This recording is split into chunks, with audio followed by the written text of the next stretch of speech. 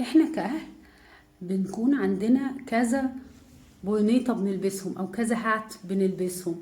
ايه هما؟ اول حاجة مثلا لو خلينا ناخد المثل على الاب، عشان عادة الابهات بيقولوا محدش بيتكلم علينا.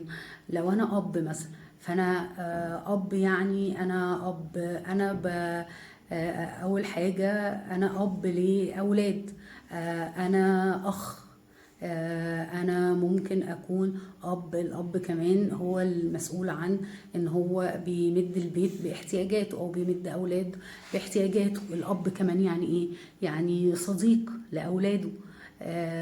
فكل دي قبعات احنا بنلبسها. الاب في وقت من الاوقات ممكن يبقى معلم. الاب في وقت من الاوقات ممكن يبقى زي ما بنقول كده يعني رول موديل، اللي هو نموذج بيحتذوا بيه. هل وجود كل قبعة منهم تلغي الأخرى؟ لا.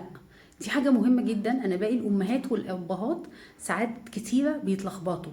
يعني مثلا في وقت من الأوقات يبقى صديق ابنه، فهو بقى يقول لك الأب عشان هو صديق ابنه وبقى خلاص يعني فتحوا ما بينهم صداقة والولد بيتكلم معاه على حريته والكلام ده كله، إن أنا كأب مش ممكن إن أنا أوجه بقى ساعتها.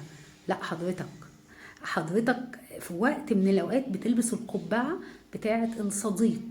اوكي، وقت الصداقه مش بنوجه فيه، لكن في وقت تاني ببتدي انزل القبعه دي بتاعه الصداقه وابتدي اوجه بالحاجه اللي انا مش شايفها كويسه. دي ملحوظه مهمه قوي، لان اهل كتير وامهات كتيره جدا بيخلطوا ما بين ان احنا اصدقاء وما بين التوجيه.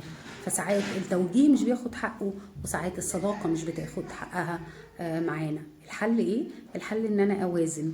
وقت الصداقه احنا بنتكلم كاصدقاء، لكن في وقت تاني هو ده الوقت اللي بيكون فيه التوجيه.